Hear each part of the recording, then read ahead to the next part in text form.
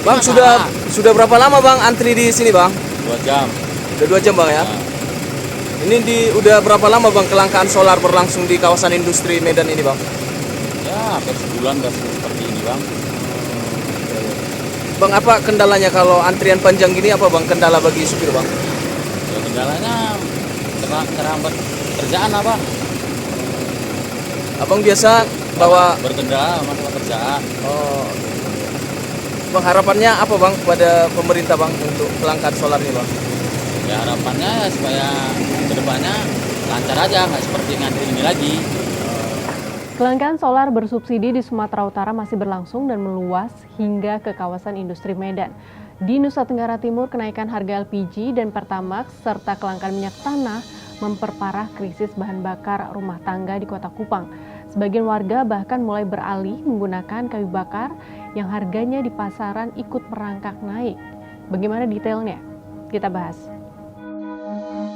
Pantauan Kompas di kawasan industri Medan Minggu 14 Juni 2026 menunjukkan hanya SPBU KIM 2 yang masih memiliki stok biosolar.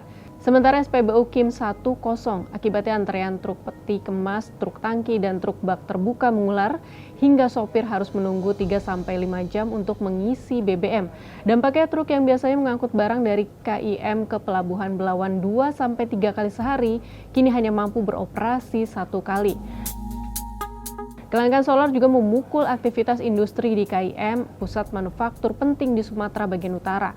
Sekretaris Eksekutif Gapkindo Sumatera Utara, Edi Irwansyah, mengatakan kondisi ini semakin berat karena terjadi bersamaan dengan pemadaman listrik bergilir, sehingga pabrik harus mengandalkan generator berbahan bakar solar.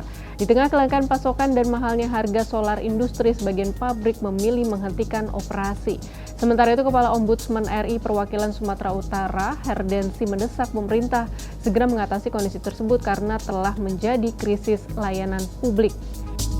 Sementara itu, krisis energi rumah tangga juga terjadi di Kota Kupang. LPG yang mencapai Rp450.000 untuk tabung 12 kg dan minyak tanah yang sulit didapat membuat warga beralih ke kayu bakar. Berdasarkan pantauan Kompas di Pasar Kasih Kota Kupang pada Minggu 14 Juni, kayu bakar kini dijual Rp10.000 untuk 3 ikat, naik dari sebelumnya 4 ikat dengan harga yang sama. Kenaikan ini dipicu melonjaknya permintaan setelah harga LPG naik dan minyak tanah yang masih menjadi bahan bakar utama banyak warga semakin sulit diperoleh. Di Pasar Kasih, minyak tanah dijual eceran seharga Rp10.000 per liter, lebih dari 2 kali lipat dari harga eceran tertinggi Rp4.000 per liter. Meski demikian, warga mengaku tetap harus mengantre berjam-jam dan kuota yang tersedia terbatas. Akibatnya, banyak warga beralih menggunakan kayu bakar. Sementara itu, harga isi ulang LPG 12 kg di Kota Kupang kini mencapai Rp420.000 hingga Rp455.000 per tabung, naik hampir 2 kali lipat dibandingkan awal 2026 yang masih berkisar Rp250.000 hingga Rp270.000. Karena LPG bersubsidi 3 kg tidak beredar luas di Nusa Tenggara Timur, masyarakat terpaksa membeli tabung non-subsidi yang jauh lebih mahal atau kembali menggunakan kayu bakar untuk memasak.